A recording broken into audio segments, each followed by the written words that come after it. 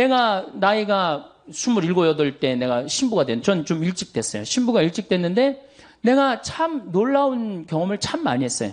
내가 이제 목욕탕을 이렇게 이제 나는 취미가 목욕이 취미인데 목욕탕 이렇게 가서 앉아 있는데 딱 앉아 있는데 할아버지 한 분이 딱 일어나더니 목탕 안에서 다 빨개 벗고 다 이렇게 앉아 있잖아요. 할아버지 한 분이 딱 탕에서 일어나더니 아유 신부님 어떻게 여기로 오셨습니까? 그러는 거예요. 보니까 시장님이야. 그때 광명 시장님이야. 아유 어떻게 오셨습니까? 그러니까 옆에 국장들이 같이 이렇게 왔는데 아니 시장이 일어나고 새파란 애한테 절을 하니까 뭔지 모르고 다 일어나서 한테 다 절을 하는 거예요. 그 목욕탕에서 그들이 이렇게 어린 신부한테 신부님이라고 그러면서 경의를 표하는 이유는 자기네들이 먹고 살기 너무 바빠. 자기네들 먹고 살기 세상 사는 거 너무너무 바빠. 그래서 눈이 어두워. 그래서 길을 잃어버릴 때가 많단 말이에요. 그럼 길을 잃어버릴 때 한번 주일날 와갖고 신부님이 강론을 통해서 당신이 지금 가는 길은 틀린 길이니까 이 길로 가야 됩니다 하고 얘기를 해주는 게 빛의 역할이에요. 그리고 세상 사람들은 그 역할을 원합니다. 그게 소금의 역할이에요. 자기네들이 세상에 자꾸 썩고 부패. 그럴 때는 우리가 뭐가 돼야 돼? 소금이 돼갖고 썩는 것을 막아줘야 돼요. 그게 우리 신부가 할 일이고 수도자가 할 일이고 우리 크리스찬들이 할 일입니다. 하느님이 우리 인간한테 공짜로 준 게 뭐가 있죠? 여러분들 땅 공짜로 쓰세요? 안 쓰세요? 돈 내죠? 거기 중앙은 안양 중앙은 한 평에 얼마나 해요? 예?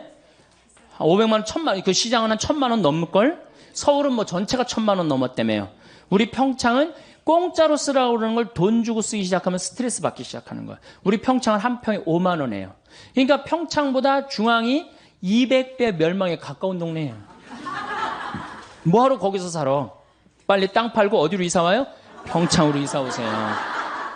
이게 도시에서 많이 떠나면 떠날수록 그 국가는 좋다는 거예요. 그래서 독일, 유럽에서 하는 운동이 어메너티 운동이에요. 어메너티 운동. 시골에 가서 살기 운동이에요. 200만만 빠져나가면 그런 경제학자도 있어요. 200만만 빠져나가면 우리나라 교통 문제 다 해결됩니다. 그 다음에 무슨 학교 문제 다 해결돼요. 서울, 경기도에서 200만만 빠져나가 봐요. 교통이 막히겠어? 뭐가 막히겠어요? 그럼 시골은 시골대로 균형 발전되고. 여러분들 제가 이 평창 영월 정선 다니면서 폐허 많습니다. 폐허가 왜 그렇게 서울로만 몰려가려고 그러는지 이해가 안 돼요. 근데 문제는 우리 흙을 밟아요, 안 밟아요? 흙을 안 밟아요. 딱딱한 아스팔트 콘크리트 밟는 거예요. 그 정신감정해 보면은 반 이상이 제정신이 아니라는 거예요. 여기 앉아있는 분들 반 이상이 제정신 아니에요. 정신감정해 보면은 멘탈 테스트 해보면 50%가 제정신이 아니래. 혹시 난 그래도 제정신이다. 그런 분들 혹시 있어요? 그런 분이 완전히 도루신 분이에요. 왜 완전히 돌았어? 여러분들 100년 전 조선시대 사람을 데려다가 YTN 사회뉴스 1시간만 보게 해보세요. 그럼 돌 것 같아? 안 돌 것 같아요? 돕니다. 근데 여러분들 왜 안 돌았어? 지금 왜 안 돌아? 그런 거 보고. 벌써 돌아 있는데 뭘 또 돌아? 벌써 돌아 있는데. 그래서 어디로 돌아가야 돼? 자연으로 돌아가야 되는 거예요. 그래서 자연으로 돌아가야 돼. 그래서 제가 생태마을을 꾸미는 이유도 그런 이유 중에 하나예요. 많은 사람들이 와서 우리가 이 가족 피정을 많이 옵니다. 그런데 가족 피정을 오면 너무너무 행복해. 너무너무 행복해요. 그 아이들하고 제가 깜짝 놀란 경험이 있어요. 어떤 경험이 있느냐면은 별똥별을 한 번도 본 적이 없는 거예요. 안양에 200명이 왔는데 18년 동안 이 지구에서 살면서 별똥별을 한 번도 본 적이 없는 거예요. 근데 이제 별자리 관측하는 시간인데 별똥별을 보는데 애들이 미치려고 그러는 거예요. 또 얼마나 아름다워요. 이게 엄청난 우주 공간에서 그 별똥별이 탁 선을 그리고 떨어지는 모습이 얼마나 아름다워요. 저는 너무 행운아 중에 하나인데 이렇게 이제 여름에 이렇게 문 열어놓고 이렇게 자요.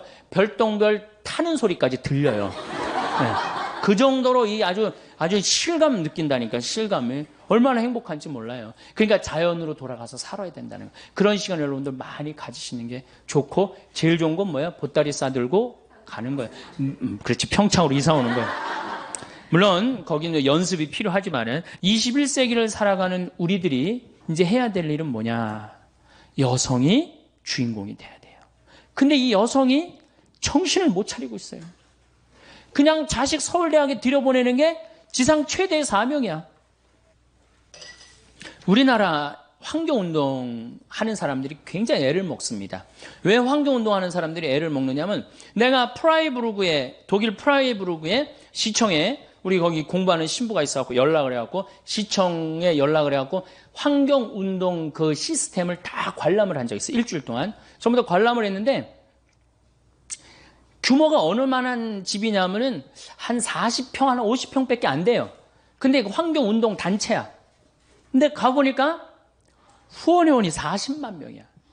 후원회원이 40만 명이에요. 지금 환경운동연합이 뭐 7만 명인가 8만 명이라는데, 그 프라이부르크시 그 근처에 후원회원만 40만 명이야. 누가 다 후원회원 들겠어요? 다 주부들이 드는 거예요. 다 주부들이. 근데 우리나라 주부들은 후원회원 들으라고 그러면 어떻게 해? 애 학원 보내야지, 뭐 아파트 빨리 당첨해야지, 뭐 사회에 관심 있어요, 없어요? 그 뭐 자기 애는 뭐 유학 보내고 몇백만 원, 몇천만 원 하나도 안 아까운데, 그거 후원회원 얼마나 해? 5천 원, 만 원 하는 거, 그거 아까워갖고 못 한단 말이에요. 그러니까 사회운동에 참여를 안 하는 거예요. 그러니까 우리나라 환경운동 단체들이 올라가다가 무너지고, 올라가다 무너지고, 올라가다 무너지고 그러는 거예요. 왜? 언더 베이스가 안 돼 있는 걸. 그러니까 또 내가 캐나다에 또 그 환경 세미나 한번 참석을 해봤는데, 주부들이 아침에 애들 학교 보내고 모여갖고 회의를 하는데, 동네 아줌마들이 회의를 어떻게 해요? 야, 우리 꽃길, 애가 이제 수업 끝나고 오는 길에 이 동네에 무슨 꽃이 저기 심어주면 좋고, 저기 무슨 꽃이 심어주면 좋고, 그래서 우리 애가 지나가면서 이 꽃을 보면 이렇게 행복했으면 좋겠다. 그래갖고 다 회의를 해요. 그래갖고 다 회의를 해갖고 돈이 없어. 그럼 시청에 쫓아간대요. 자, 그 길에 지금 이렇게 놓여져 있는데, 니네들이 예산을 지원해주면 우리가 꽃을 다 심겠다. 그래갖고 따져갖고 다 해갖고 꽃을 심는다는 거예요. 그러니까 이게 되는 거예요. 근데 우리는 내 새끼 하나만 공부 잘하면 돼. 내 새끼만 서울대학 가면 돼. 그런데 무슨 꽃길, 여러분들 자녀들이 여러분들 집에 오는데 무슨 꽃이 폈는지, 무슨 나무가 심어졌는지 알아요, 몰라요? 학원 코스는 알아도 거기에 뭐가 심어졌는지 모른단 말이야. 오늘도 황창현 신부님의 말씀을 통해 행복한 노후를 위한 해안을 얻어가시길 바랍니다. 황창현 신부님의 행복 특강 바로 시작하겠습니다. 사실은 왜 교회가 환경운동을 해야 되느냐. 이제 처음에는 뭐 행복이라는 주제로 시작을 했고, 그것도 사실은 다 환경하고 연관이 돼 있어요. 환경 아닌 게 어디 있어요? 환경. 우리가 살고 있는 전체가 환경인데, 그 환경에 대한 변화에 대해서 우리가 교회가 이해하고, 그 이해도를 바탕으로 해서 이 세상을 이끌고 나가야 돼요. 그게 이제 종교예요. 종교라는 한자를 보면 마루종의 가르칠 교자야. 그러니까 여러분들 종가댁 그러죠? 최고 높은 집이라는 거야. 종교가 뭐야? 최고 높은 가르침이야. 최고 높은 가르침을 하려면은 어떻게 해야 돼? 모든 걸 이해하고 모든 걸 끌고 나갈 수 있는 능력이 돼야 되는 거예요. 그래서 교회가 이 시대의 징표를 읽는 일, 그건 굉장히 중요한 겁니다. 미국에 초창기에 광부들이 지하 갱도에 들어갈 때 카나리아라는 새를 이렇게 어깨에 얹고 내려갑니다. 지하 갱도에 내려가는 이유가 있어요. 왜냐하면은 지하 갱도에 가갖고 유황이라든가 일산화탄소라든가 아항산가스 냄새를 이게 맡고 얘네들이 픽 쓰러져요. 그럼 광부들이 이게 위험 신호다. 빨리 탈출하자. 그리고 탈출을 한 거예요. 그래서 그 이 광부들 사진을 보면은 쫙 있는데 꼭 카나리아 사진을 어깨에 딱 있는 그런 광부가 꼭 한 명씩 있어요. 그만큼 카나리아는 뭐야? 생명의 신호야. 생명의 시그널이라는 거지, 시그널. 그러니까 그렇게 예민한 새가 있어야지 어떻게? 생명이 보호되는 거예요. 그 공동체가 보호되는 거야. 그럼 지구라는 이 공동체, 카나리아는 누가 해야 되느냐? 당연하죠. 우리 교회가 해야 되는 거예요. 교회가 생명의 시그널이 돼야 돼요. 그래서 예수님이 우리 예수님 너무 멋있죠. 참 기가 막히죠. 산상설교 하시죠. 마태복음 5장부터 8장까지가 산상설교예요. 그 갈릴레아 호수가 쫙 내려다 보이는 데서 정말 아름답죠. 이제 해가 지고 더위가 싹 가실 때 사람들을 딱 앉혀놓고 당신이 설교를 하십니다. 거기에 처음으로 하신 설교가 뭐냐면은 진복 8단이에요. 마음이 가난한 사람 행복해라. 마음이 온유한 사람 깨끗해라. 깨끗한 사람 행복하여라. 그러면서 행복에 대한 말씀을 하세요. 그리고 저는 그 다음 말씀이 더 기가 막혀요. 너희들이 이제 일단 행복하면 그 다음에 너희들이 할 일이 있다. 세상의 빛과 소금이 되라. 그래서 마태복음 5장 13절부터 16절에 보면 예수님이 뭐라고 그러셔요? 너희는 세상의 빛이다. 너희는 세상의 소금이다. 소금이 만약 짠맛을 잃으면 어떻게 하느냐? 길거리에 벗어져 갖고 사람들 발에 밟힐 것이다. 만약에 우리 교회가 지금 짠맛을 잃어버리면은 우리는 어떻게 돼? 사람들한테 밟히게 돼 있어요. 등경을 켜서 대박에 덮어두는 사람은 아무도 없다.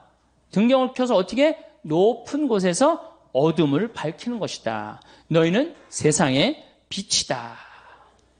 너희의 이런 세상과 빛과 소금의 역할을 해갖고 너희의 그런 착한 행실을 보고 하느님 아버지를 온 세상 사람들이 찬양하게 하여라. 그러니까 우리는 무슨 역할을 해야 돼? 세상의 빛과 소금의 역할을 해야 돼요. 사실은 세상 사람들도 우리가 빛과 소금의 역할을 하기를 바라는 마음에서 종교인들한테 잘합니다. 다른 사람에 대하는 것보다 종교인들한테 하는 게 훨씬 잘하잖아요. 그러니까 우리 수녀님들 어디 가면은 거의 무사 통과해요.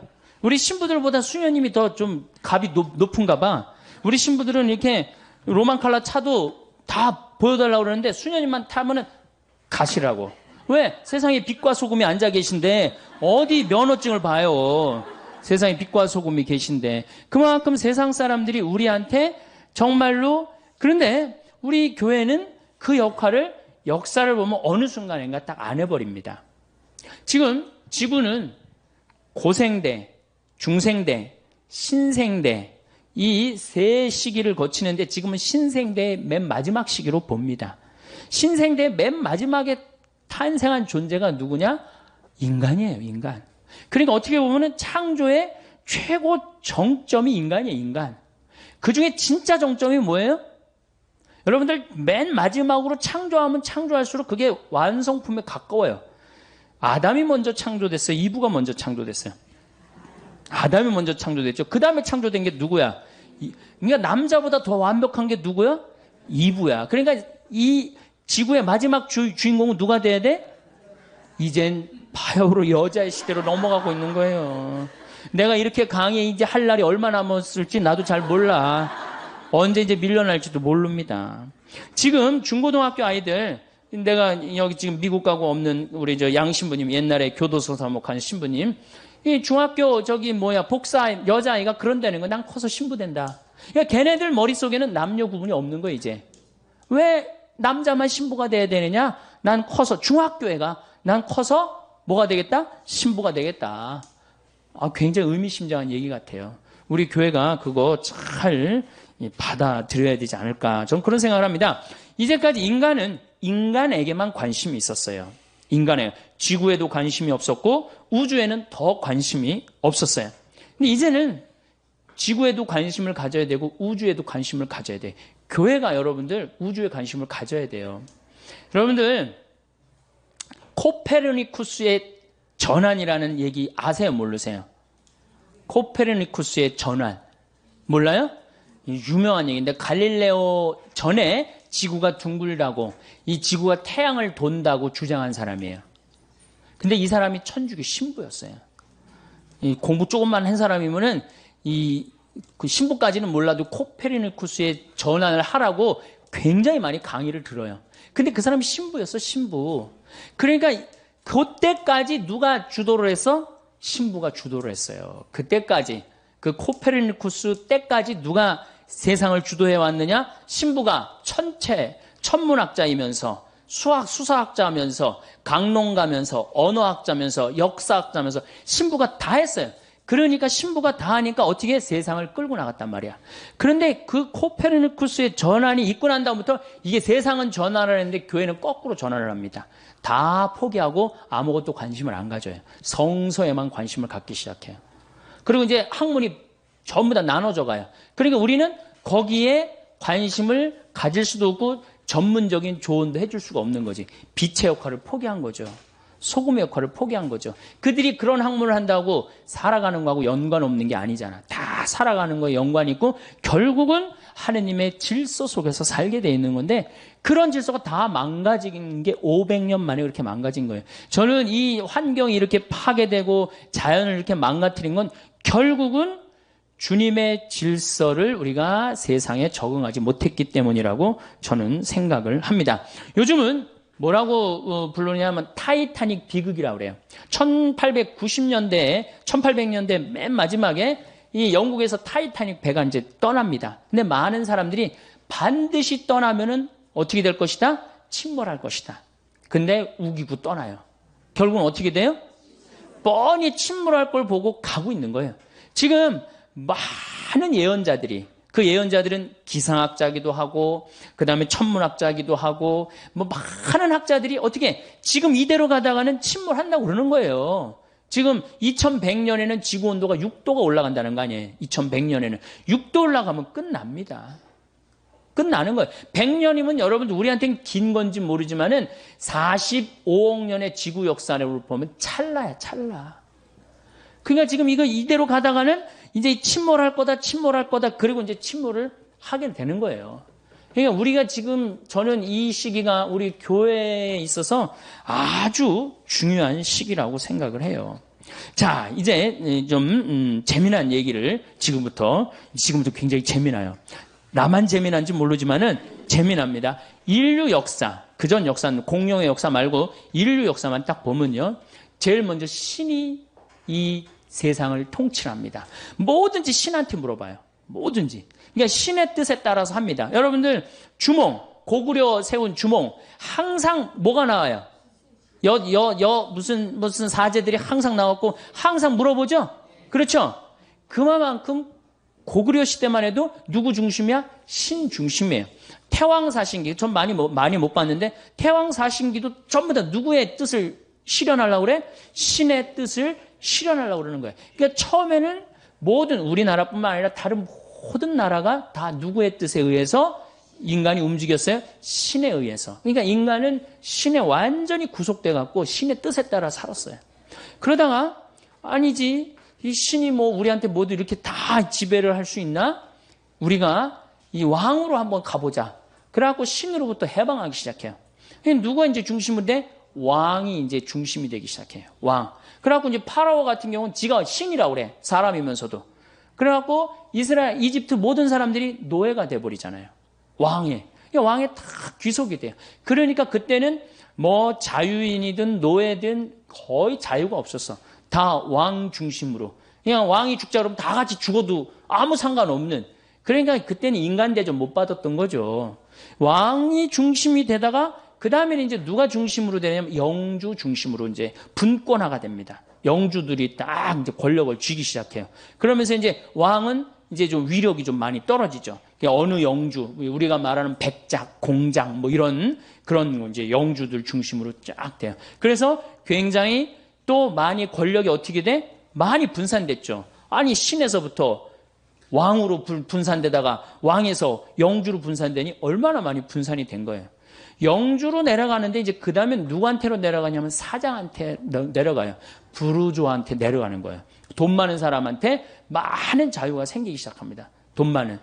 그래갖고 이제 1800년대부터 누가 완전히 실권을 잡아요. 공장 운영하는 사람들. 이런 사람들이 완전히 팔자 피는 거죠. 그 공장 운영하는 사람들 한둘이야? 엄청나게 또 많은 사람들이 자유를 누리기 시작을 해요. 그걸 보더니 가만히 있더니 이제 내려올 때까지 다 내려왔어. 사장, 평민까지 다 내려와서 평민 중에 돈 많이 버는 사람까지 내려왔잖아요. 그러다 보니까 이 프롤레타리아, 노동자들이 니네만 사람이냐? 우리도 사람 대접을 좀 해야 되겠다. 그리고 들고 일어나는 게 공산혁명이에요. 이거는 공산혁명은 단순히 무슨 다 잘 먹고 잘 사자가 아니라 남자의 해방을 얘기합니다. 그 노동자의 해방에, 남자의 해방인 동시에 누구의 해방이야? 노동자의 해방에. 그러니까 엄청나게 많은 사람들이 이제 자유를 얻었지. 그렇죠? 이제 그리고 난 다음에 이제 민주주의가 시작된 거. 민주주의가 시작되면서 아직 해방되지 못한 세대가 나옵니다. 누가 나와요? 여성이 해방되지 못해요. 그렇죠. 다 해방됐는데 왕으로부터 해방되고 영주로부터 해방되고 사장으로부터 해방되고 이제 남자로부터 이제 해방되려고 그러는 이제 유일한 이제 층이 누구야? 여자들이 이제까지는 성적인 도구로 전락했는데 이제는 우리도 세상의 주인공이다. 하늘에 계신 우리 엄마다. 이러면서 여자의 해방이 이제 온 세상에 그러니까 대통령들이 여자 대통령이 얼마나 많이 나오고 있어요, 지금. 지금 북미만 여성 대통령이 안 나왔어요. 북미만. 많은 대륙 중에 북미만 여성 대륙이 안 나왔어요. 이번에 뭐 힐러리 클린턴이 뭐 되려고 그러는데 내가 또 떨어졌어요. 그래서 북미는 조금 나중에 또 뭐 나오지 않을까 그런 생각이 드는데, 그러니까 이제 여성 대통령이 나올 정도가 됐으니 이젠 누구든지 해방이 된 거예요? 여성이 해방된 거예요. 자, 그러면은 인간의 역사를 가만히 들어보면은 왕시대, 노예 있었죠. 제가 요즘 박경리 씨 토지를 21권을 전권을 다시 이제 읽고 있는데 정말로 인간 대접 못 받은 사람 너무 많아요. 종들. 그렇죠? 지금 종 있어요, 없어요? 지금도 물론 못 먹고 못 사는 사람들 있죠. 하지만 그런 큰 역사의 줄거리에 보면 지금 지금 여자들이 이 시간에 어딜 지금 나와갖고 강의를 듣고 있어.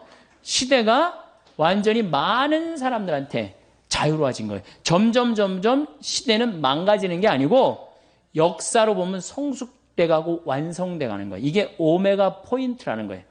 그리스도 오메가 포인트로 간다는 거예요. 테이야르드 샤르댕이라는 우리 환경을 이렇게 공부하는 신부들한테 최고로 유명한 사람은 테이야르드 샤르댕이라는 신부님이에요.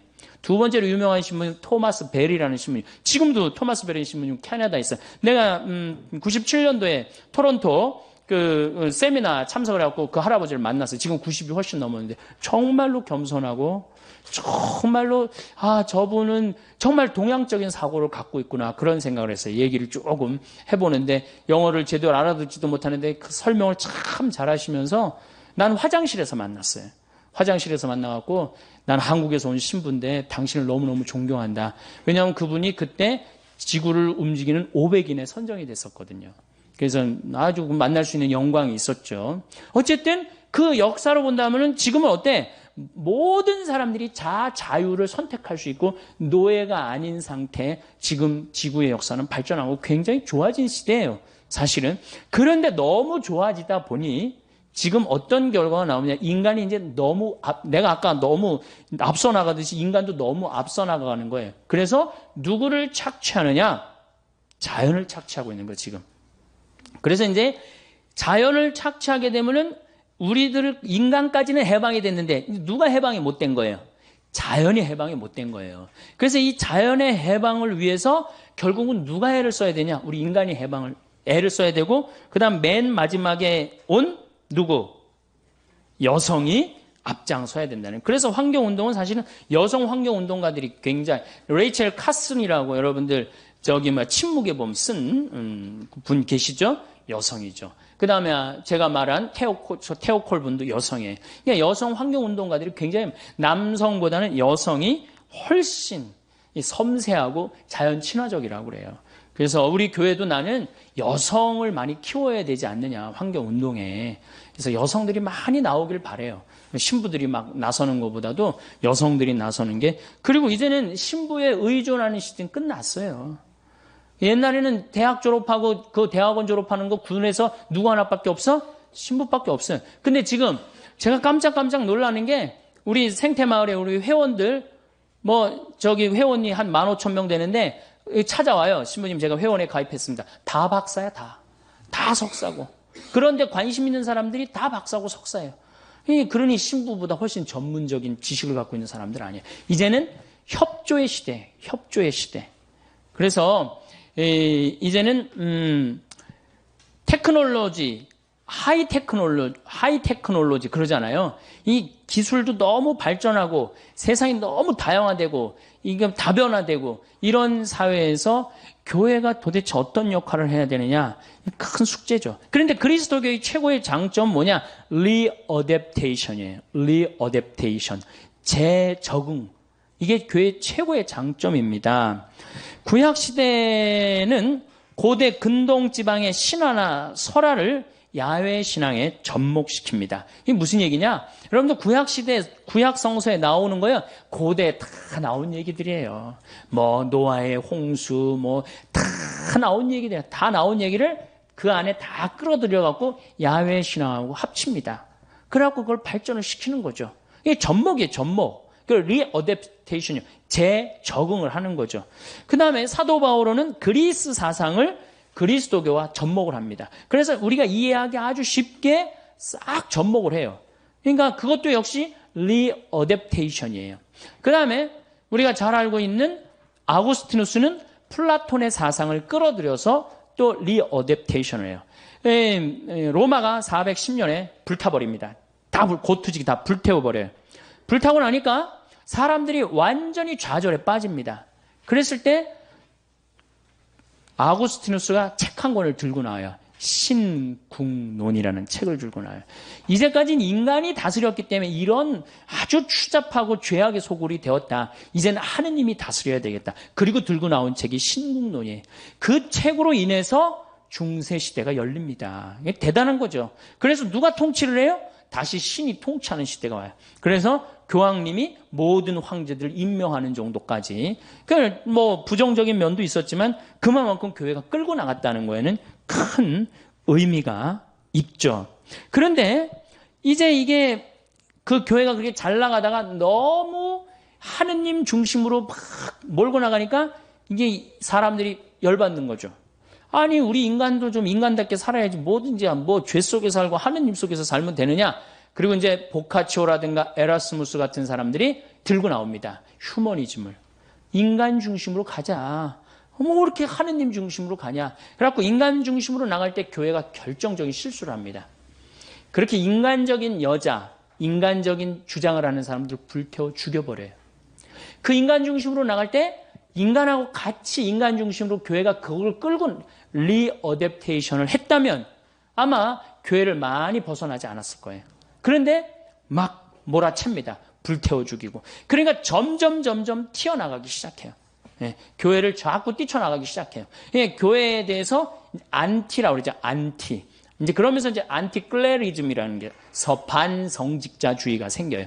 성직자에 대해서 거부 반응이 생겨요. 이제 불란서에서 그 혁명이 일어나죠. 불란서 혁명이 일어났어요. 불란서도 우리 환경하고 굉장히 관련이 많은데 필리핀에 화산이 터집니다. 화산이 터지면요, 지구는 한 화산이 터지면 어떤 연관성이 있냐면 화산이 터지면 화산재가 올라가고 뭐를 막냐면 태양을 막아버려요. 태양빛을 막아버리면 지구 기온이 떨어집니다. 지구 기온이 떨어지면 흉년을 맞이하게 돼 있어요. 그래서 불란서가 7년 동안 흉년을 겪어요. 그래서 막 5월에도 6월에도 막 눈이 오고 막 그래요. 너무너무 배고팠고 굶어 죽어. 많은 사람들이 굶어 죽는데 마리아 앙뚜아네트 하고 그 다음에 무슨 추기경하고 막 거기서 뭐 스캔들도 일어나고 그리고 막 백성들이 죽는데도 그냥 무슨 케이크나 먹고 이러고 그리고 다 죽어가는데도 딱 두 부류만 안 굶습니다. 귀족들과 성직자 부류만 안 굶어요. 아주 호의호식했던 거죠. 그러니까 혁명이 일어나면서 다 때려 죽인 게 신부님들, 그 다음에 귀족들 다 죽인 거예요. 그때 불란서의 교회 모든 재산은 정부로 들어가 버려요. 그때 다 잃어버렸어요.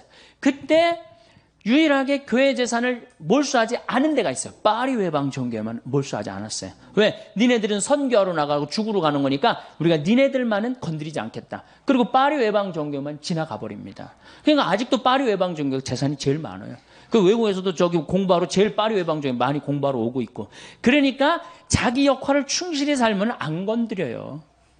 우리가 딴 길로 셀 때 교회한테 세상이 돌을 던지는 거지 교회가 자기 역할 충실히 카나리아의 역할 지금 이러면 안 됩니다. 이렇게 충실히 하면 돌 던질 이유가 없죠. 이제 우리 그게 이제 어디로 빠지는 거냐? 조금 있으면 빠져요.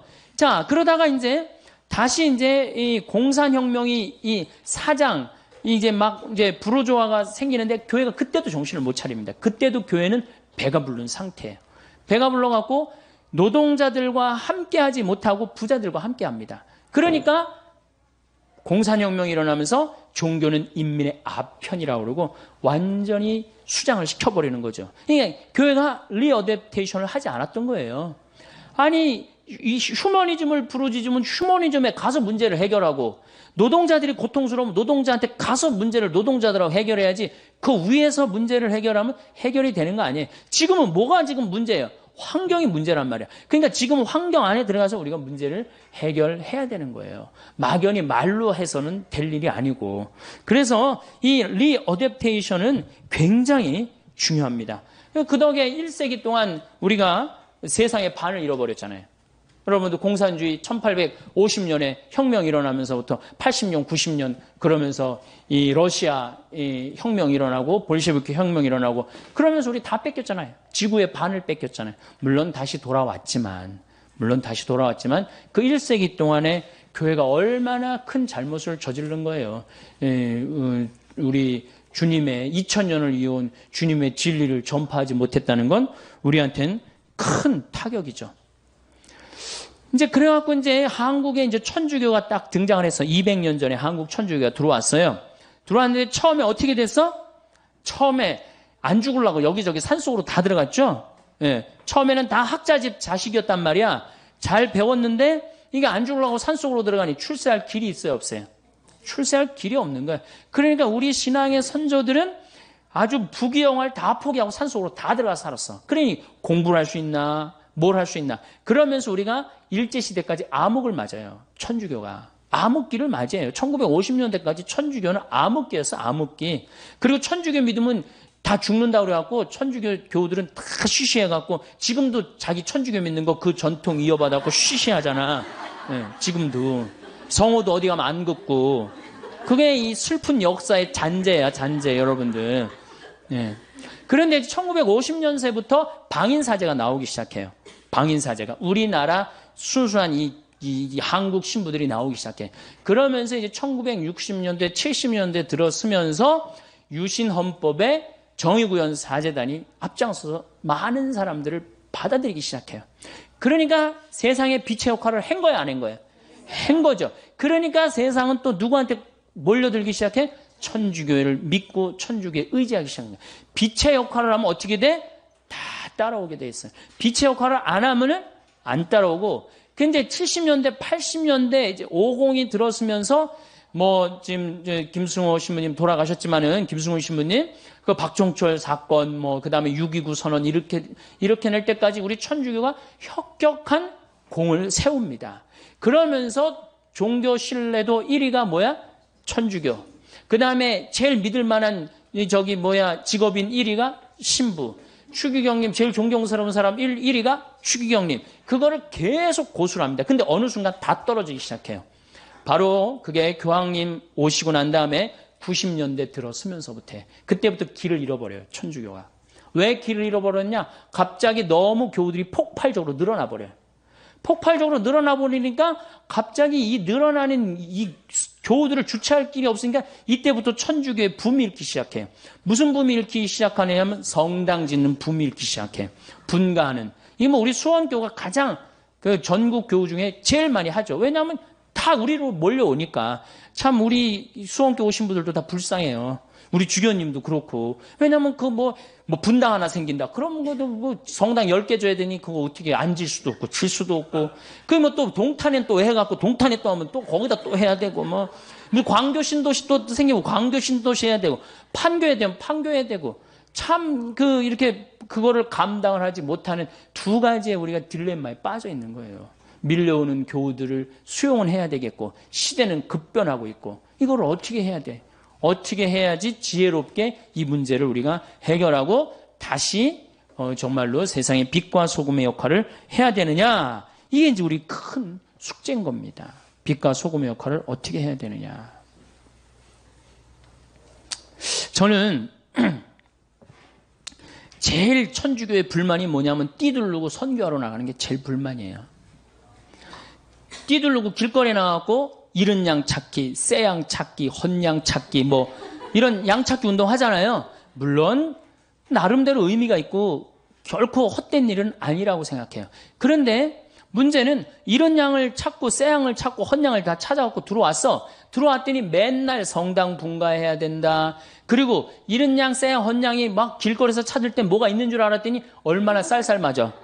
천주교우들 쌀쌀 맞아, 안 쌀쌀 맞아요?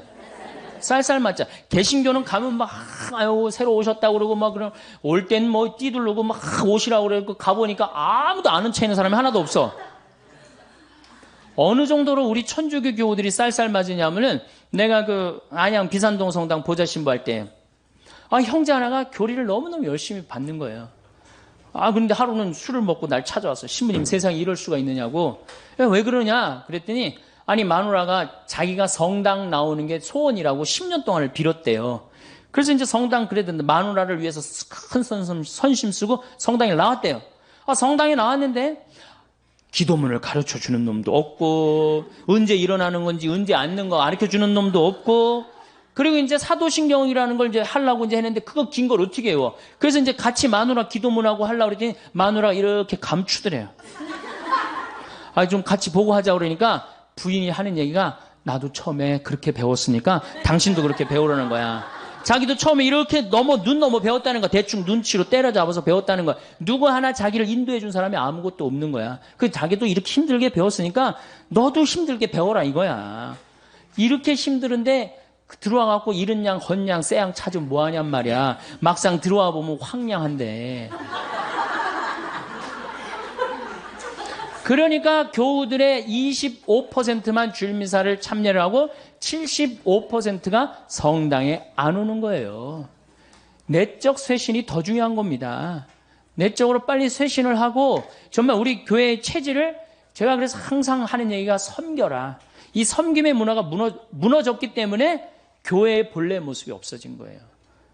예수님이 나는 어제 복음에도 그랬잖아. 난 섬김을 받으러 온 것이나 제자들이 길거리에서 막 싸우고 네가 높은 자리에 올라갈 거냐 내가 높은 자리에 올라갈 거냐 그러니까 예수님 얼마나 속 터지겠어요. 그래도 그때 얘기 안 하고 다시 이제 다 싸우고 난 다음에 불러갖고 높은 자리는 하느님이 결정하는 거란다. 사실 나도 높은 자리에 올라온 게 아니고 섬기러 온 거다. 어느 정도까지 하려고 왔냐면 난 죽어서까지 섬기려고 온 거다. 그렇게 애절하게 말합니다. 그러니까 교회의 본질은 뭐예요? 섬기는 거예요. 섬기는 걸 하지 않으면은 아무리 이른 양, 쎄양, 헌양 찾아와 보십시오. 소용없는 거예요.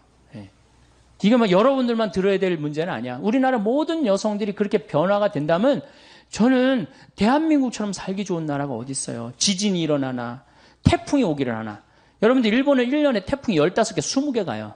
근데 우리나라는 하나, 재수 좋으면 안 오는 해도 있어요. 작년에도 다 스쳐 지나갔어요. 제주도 스쳐 지나가고. 하나 오면 하나 들어오는 거죠. 근데 그냥 일본, 중국, 대만 맨날 태풍 지나갑니다. 그 태풍이 오나 지진이 있나 얼마나 살기 좋아요. 국민들 똑똑하고 물건 잘 만들고 수출 잘하고. 그런데 여성들이 이런 내가 이 사회의 변화의 주체 세력이다. 주부들이 내 변화의 주체 세력이다. 이런 생각을 하고 이걸 끌고 나가야 되는데 여성들이 그런 생각을 못하는 거야. 아직도 남성 위주의 사고방식을 갖고 있는 거예요. 아직도. 그러니까 이걸 빨리 탈피하십시오. 그래서 우리 신부들도 좀 놔주고 좀 여자도 좀 신부가 좀 돼갖고 좀 이렇게 이렇게 좀 잘 해봐요. 좀 어떻게.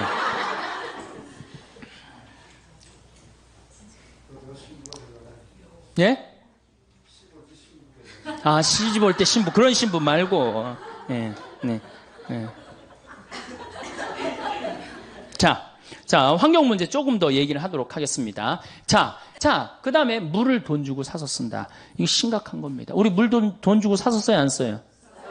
하느님이 공짜로 내려주시는 빈님을 돈을 주고 팔아먹고 돈을 주고 사먹는단 말이야. 이거 여러분들 위기라는 생각이 안 들어요?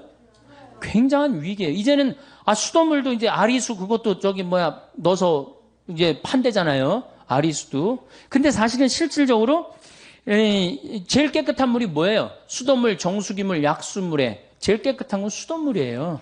왜냐하면은 수돗물에는 0.05 ppm의 Cl, 염소가 들어가 있어요. 그렇기 때문에 이 대장균 이런 거 없어요. 물론 가끔 수돗물에 막 대장균도 들어가고 그 다음에 바이러스도 있다고 그러는데 그런 거 극히 드문 예고 제일 위험한 건 지하수예요. 지하수 우리가 소독하거나 이러지 않으면 이질 걸리는 이유가 다 지하수 때문에 그러는 거거든요. 근데 깨끗한 수돗물은 안 먹고 어떻게 약수물이라고 막 그런 거 해갖고 이질 걸리고 그런 거 그냥 벌컥벌컥 먹는단 말이야. 너무너무 안타까운 거야. 여러분들 대장균이 여러분들 화장실에 가갖고 큰일 한번 보면 대장균이 몇 마리가 나오냐면 4조 6천만 마리가 나와요. 화장실에 가서 큰일 보고 손 안 씻고 나오면은 사람이 나오는 게 아니라 누가 나오는 거? 대장균이 나오는 거, 대장균이. 그러니까 꼭 손을 씻어야 돼요. 근데 대장균이 수돗물이 제일 안 나옵니다. 실질적으로. 그 다음에 정수기 필터링 제도 안 하고 필터 교환해주지 않으면요. 대장균 증식 금방 해버려요. 제일 깨끗한 건 수돗물이야. 근데 우리는 안 믿어. 국민의 1%인가 2%만 수돗물 먹고 나머지는 다 딴물 먹는다는 거예요. 왜? 딴물 다 먹어요. 제정신이 아니니까 제일 깨끗한 물 안 먹는 거예요. 자, 땅 돈 주고 써. 물 돈 주고 써. 그 다음에 공기 돈 주고 마신다. 이러면 이제 끝나는 거죠. 그런데 이미 설악산 공기, 제주도 공기 다마다 팝니다. 저녁에 애들이 정신 맑아지는 공기하고 1,000원짜리 사갖고 마셔요, 안 마셔요? 마시죠? 파는 거 아시죠? 내가 청담동 성당에 한번 환경 강의 전부 다 가갖고 이제 공기 사 먹는 한 3년 전인가 공기 사 먹는 시대가 올 겁니다. 그랬더니 청담동에서 그러더라고. 벌써 사 먹고 있다는 거예요. 그 공기를 사 먹는다. 이거 제가 이제까지 막 어렵게 얘기한 얘기 다 까먹고 이거 벌써 4개 공짜로 사 먹으라는 거 3개 돈 주고 사 먹으면 어떻게 되는 거야? 이제 끝난 거예요. 이제 갈 때까지 간 거예요. 4번째, 햇빛을 돈 주고 쓴다. 그러면은 끝나는 거예요. 근데 우리 햇빛 마음대로 쬐 수 있어요, 없어요? 여러분들 그 공원에 내가 분당 율동공원에 내 분당에서 본당 신부할 때 그 경기도 광주에서 본당 신부할 때 율동공원에 나가면은 깜짝 놀랍니다. 외계인이 막 돌아다니는 것 같아요. 여기는 챙 이렇게 쓰고요. 여기는 저 공기 들어가지 말라고 여기 또 이렇게 나온 거 하고 그게 외계인이지 그게 사람이에요? 그러니까 이 지구가 벌써 이게 우주에 있는 어떤 별로 변해가고 있는 거예요. 난 그 패션을 보고 너무너무 슬퍼요. 너무너무 슬퍼요. 이게 오존층 파괴라는 게요. 우리가 25km 성층권에 있는 O3라는 이 막이 이게 지구의 보호막이에요. 이게 42억 년 동안 형성됩니다. 근데 이걸 단 100년 만에 다 깨버려요. 뭘로? 스프레이로. 100년 만에 다 깨버리는 거예요. 에어컨 냉매제로, 냉장고 냉매제로 이걸 다 깨버리는 거예요. 그러니까 그 구멍이 남극의 공기층이 얇습니다. 그러니까 남극이면 호주하고 뉴질랜드에 그 구멍이 뚫려버린 거예요. 거기에 피부암 환자들 많고 거기에 양들이 눈 멀어갖고 죽어갖고 그 양들 껍데기는 전부 다 벗겨갖고 양모로 쓰고 살은 전부 다 어디다 보냈어? 영국으로 수출했어. 그래갖고 그거 막 갈아갖고 막 소한테 먹였어. 풀 먹는 소한테 이 고기를 먹이니 그게 그 소가 제정신이겠어요? 안 제정신이? 그 미친 거. 그게 광우병이에요. 소는 뭘 먹어야 돼? 풀을 먹어야 되는데 빨리 살찌려고. 이게 모든 근원은 다 누구한테 생긴 거야? 우리 인간한테 생긴 거예요. 그 인간의 병을 치료해주는 공동체가 누구야? 교회야, 교회. 교회가 치료해줘야 되지 않아요? 그 썩은 거를 이 소금을 뿌려갖고 썩지 않게 해줘야 되는 공동체가 누구예요? 교회예요. 우리야, 우리. 남이 아니고. 근데 우리가 이게 역사적으로 건물 짓다 망한 데 많이 있습니다. 우리 가톨릭이 뭐 짓다 망했어요? 베드로 성전 짓다 망합니다. 베드로 성전 짓다 누가 뛰쳐나가요? 루터가 뛰쳐나가잖아요. 그래갖고 지금 개신교가 5억 아니야, 5억 6천인가 그래. 세계 전체 개신교가 뛰쳐나가고 5억을 잃어버린 거야. 우리가 가톨릭이 11억인가 그런데 반쪽이 날아간 거 아니에요. 베드로 성전 짓다가. 그러니까 제가 건물 짓는 것에 대해서 굉장히 알레르기 반응이 있는 이유가 그거예요. 역사적으로 보면 건물 짓다 망하게 돼 있는 거거든요. 고려불교가 왜 망했어? 고려가 왜 망하겠어요? 절 짓다 망한 거예요. 절 짓다. 왜냐하면 절을 지면 세금을 안 내도 됐거든요. 그때. 그냥 막 너도 나도 절 진 거예요. 그러니까 나라 경제가 흔들려갖고 무너진 거예요. 인도가 타지말, 마누라 무덤 짓다가 그렇게 된 거 아니에요. 그 꼴 난 거 아니에요. 그러니까 건물을 크게 짓는 건 자랑스러운 일이 아니에요. 건물을 크게 짓는 건.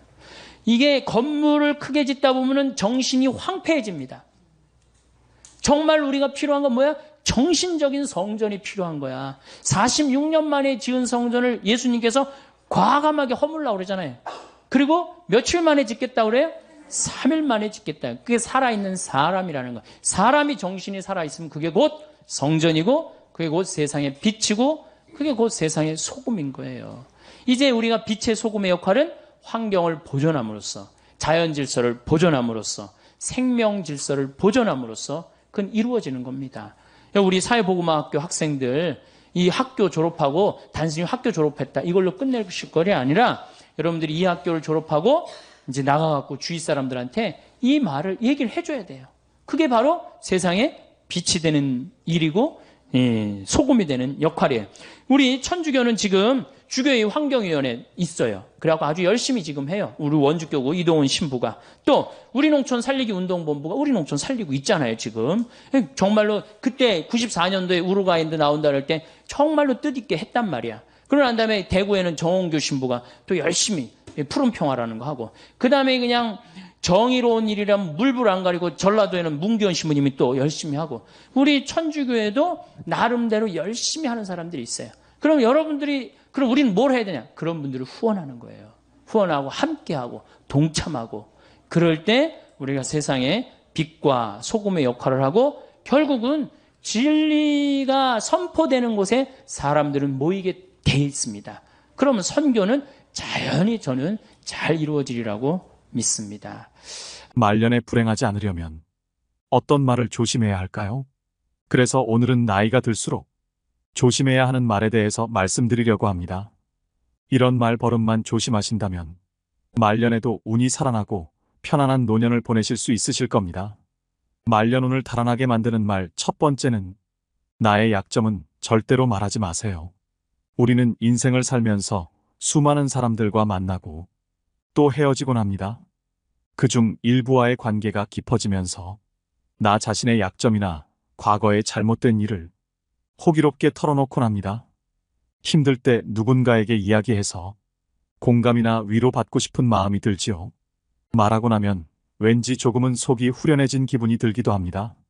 하지만 그때뿐이란 것과 왠지 모를 공허함이나 찝찝한 기분을 느낀 적이 있으실 겁니다. 그렇기 때문에 힘든 이야기는 하지 않는 것이 좋습니다. 가까운 사람에게 힘든 이야기도 말하지 못하면 그게 깊이 있는 관계일까? 속 얘기 안 하는 게 친구인가라는 생각이 드실 수 있습니다. 분명한 것은 친구든 지인이든 그들은 결국엔 남이라는 것입니다.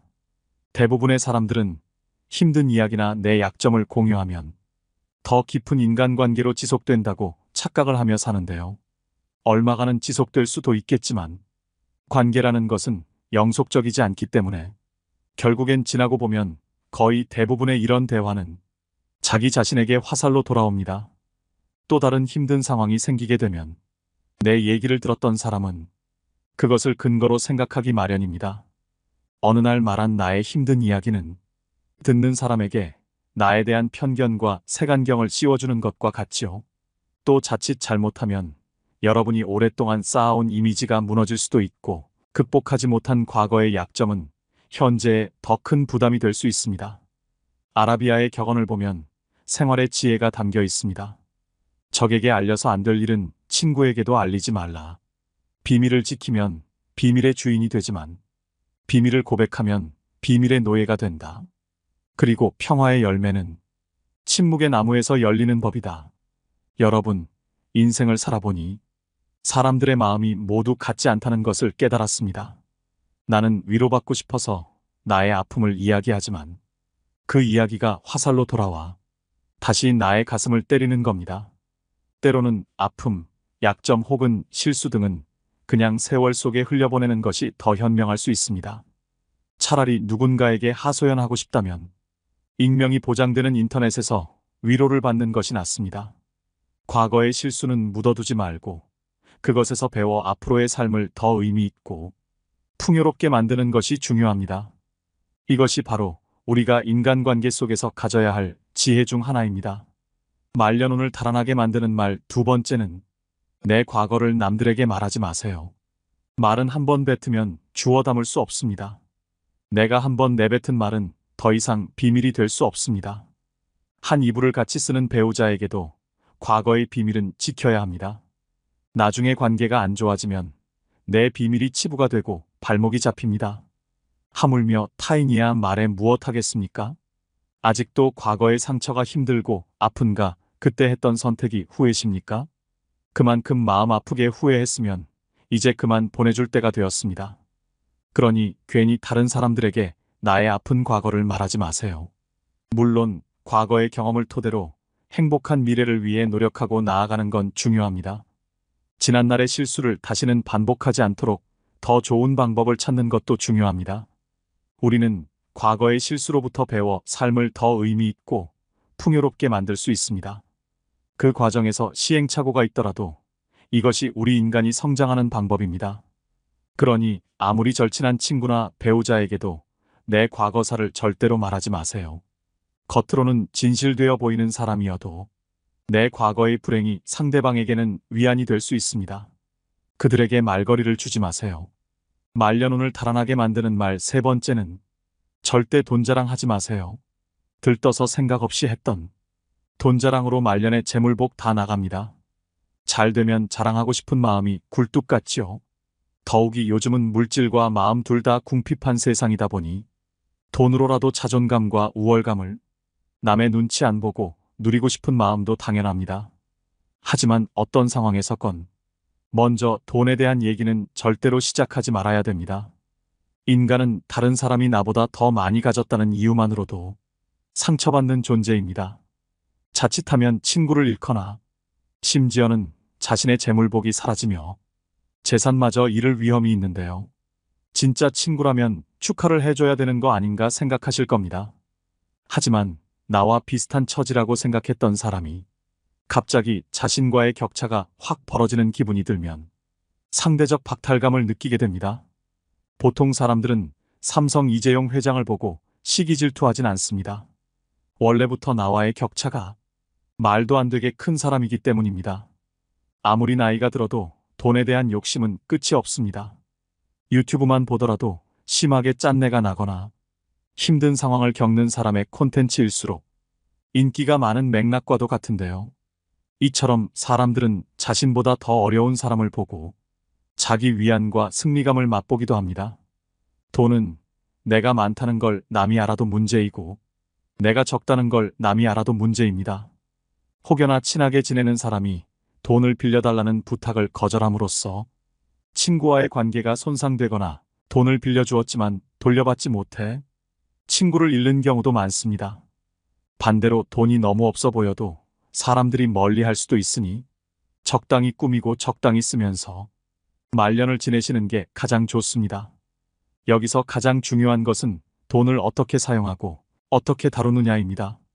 돈 얘기를 하면 안 되는 것은 자식도 마찬가지입니다. 자식들 결혼자금이다, 사업자금이다 하면서 노후 자산을 턱턱 내놓는 부모들이 많은데요. 자신은 백발이 성해지도록 여행 한번 제대로 못 가보고 입고 싶은 옷, 먹고 싶은 거 아껴서 자식 손에 쥐어주는 일은 절대 하지 마셔야 됩니다. 노후에는 나 자신만을 위해 사셔야 됩니다. 그것 또한 내 노후를 지키는 길임을 명심하시길 바랍니다. 말년운을 달아나게 만드는 말 네 번째는 거짓말을 하지 마세요. 여러분, 나이가 들어도 사소한 거짓말을 하면서 임기응변으로 세상을 살아가는 사람들을 주위에서 종종 보았을 것입니다. 혹시 그런 사람을 보신다면 어떤 생각이 드시나요? 인생은 저렇게 살아야지 하는 생각이 드시나요? 아니면 왜 나이 먹고 저렇게 살고 있을까 하는 생각이 드시나요? 거짓말이 정말 큰 사기만 해당되는 것이 아닙니다. 아주 사소한 이야기라도 이것이 버릇이 된다면 정말 신뢰가 없는 사람이 될 것입니다. 어쩌다 상대와의 대화에서 말문이 막혀 거짓말을 하게 되는 경우도 있습니다. 또 어떤 상황을 회피하기 위해 거짓말을 하는 경우도 있죠. 하지만 지나고 보면 숨기고자 했던 모든 것이 다 탄로가 나고 사소한 거짓말에서 시작한 행동을 감추기 위해 걷잡을 수 없이 더 큰 거짓말을 하게 되는 경우도 허다합니다. 바로 눈앞의 현재의 상황을 피할 수 있을지 모르지만 거짓말은 더 큰 문제를 가져올 수 있습니다.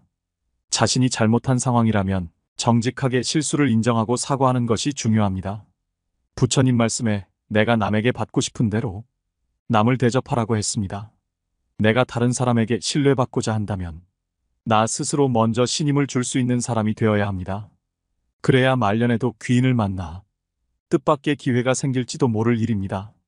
말년운을 달아나게 만드는 말 다섯 번째는 나의 목표를 말하지 마세요. 여러분은 자신의 목표를 다른 사람에게 말하고 계신가요? 아무리 말년이라도 나의 긍정적인 목표를 굳이 남에게 말할 필요는 없습니다. 같은 목표를 가진 사람이 아닌 이상 부정적인 반응을 듣기 쉬운데요. 사람들은 훈수 두는 것을 좋아합니다. 나이 들어서 무슨 목표냐? 그냥 살던 대로 살지라고 속으로 생각할 수 있습니다. 이처럼 목표를 말하는 것은 훈수 두는 사람들에게 좋은 먹잇감이 되는 것입니다. 또한 여러분이 목표를 이루어도 대부분의 사람들은 질투심을 느낍니다. 사촌이 땅을 사면 배가 아프다는 말이 있듯이 부러워하면서도 시기와 질투를 하게 되는데요. 그래서 그렇게 친하지 않은 사람들에게 목표를 말하는 것은 대체로 좋지 않은 결과를 가져옵니다. 나의 목표를 듣고 진정으로 응원하고 같이 나아갈 수 있는 사람들에게만 여러분의 목표를 나누는 것이 현명합니다. 여러분의 꿈과 목표는 소중하므로 그것을 함부로 다른 사람들에게 말하지 않고 자신의 길을 묵묵히 걸어가는 것이 중요합니다. 노년에 조용히 혼자 그동안 해보지 못한 나만의 버킷리스트를 하나씩 성취하면서 행복을 느끼는 것이 인생 말년의 낙인 것입니다. 성공하고 나서 말해도 늦지 않습니다. 한없이 흔들리는 세상에서 흔들리지 않기 위한 유일한 방법은 눈을 감고 귀를 막고 오감을 고요히 하는 것입니다. 그래야 말년이 편안해집니다. 말년운을 달아나게 만드는 말 6번째는 다른 사람의 단점을 말하지 마세요. 우리는 살면서 남의 이야기를 많이 하고 삽니다. 그리고 남의 약점을 이야기하는 것이 좋은 일이 아니라는 건 누구나 다 알고 있죠. 하지만 우리가 살아가면서 어떻게 남 이야기를 안 하고 살 수 있을까요? 세상 돌아가는 이런저런 이야기를 어떻게 안 하고 살 수 있을까요? 하지만 그럼에도 우리가 남의 이야기를 쉽게 하는 것을 조심해야 합니다. 남을 헐뜯는 사람은 세 사람을 죽인다고 했습니다. 자신을 죽이고 듣는 사람을 죽이고 비난의 당사자를 죽이는 것입니다. 다른 사람들과 누군가에 대한 비난을 같이 하게 되면 그 순간에는 그들이 나와 한편인 듯 느껴지지만 결정적인 순간에는 결국 서로를 의심하게 되는데요. 이로 인해 신뢰가 요구되는 좋은 기회들이 내게 왔을 때 놓치게 될 것입니다. 여러분들 주변에 기적적으로 내가 한 이야기를 무덤까지 가지고 갈 사람이 있다면, 남에게 절대로 말하지 않을 사람이 있다면 괜찮겠지만, 그렇지 않다면 부디 남의 단점에 대해 입에 올리지 않는 게 좋겠습니다. 물론 남의 비밀과 사생활은 무엇보다 흥미로울 수 있는 이야기이지만 내가 그것을 이야기하는 재미에 너무 빠진다면 자칫 입이 가벼운 사람으로 오해를 받을 수가 있습니다.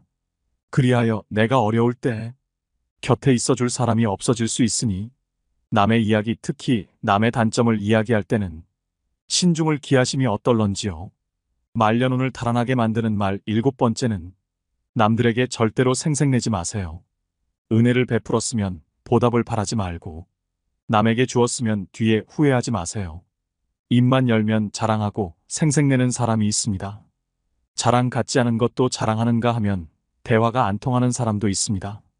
생색내는 사람과 같이 있을 때 피곤하고 스트레스를 받았던 경험이 다들 있었을 것입니다. 불교에서는 보시라는 단어가 있습니다. 보시는 은혜를 많이 베푸는 것을 뜻합니다. 내가 다른 사람들에게 베풀면 베풀수록 그 복은 몇 배로 나에게 크게 돌아옵니다. 내가 설령 그 복을 받지 못해도 내 자손에게라도 복이 가게 됩니다. 그런데 이런 복에도 조건이 하나 붙습니다. 남에게 베풀었다면 생색내지 말고 베푼 일을 잊어버려야 한다는 것입니다. 친구와 같이 밥과 술을 먹었는데 친구가 밥값을 놓고 와서 내가 밥값을 내야 할 때도 있을 것입니다. 평소에 친구가 밥값을 놓고 온 적이 없었다면 생색내지 말고 하루는 그냥 내가 밥을 사주면 됩니다. 다른 사람에게 착한 일을 했더라도 자랑하지는 마세요. 선행을 했다면 내 마음 안에서만 느끼며 굳이 타인에게 밝히지 않아도 됩니다. 내가 진실한 마음으로 착한 일을 했다면 그것만으로도 차고 넘치고 충분합니다. 설행을 베푼 이후에는 남들에게 자랑하지 말고 내 행동의 의미를 느끼며 스스로에게 만족하세요.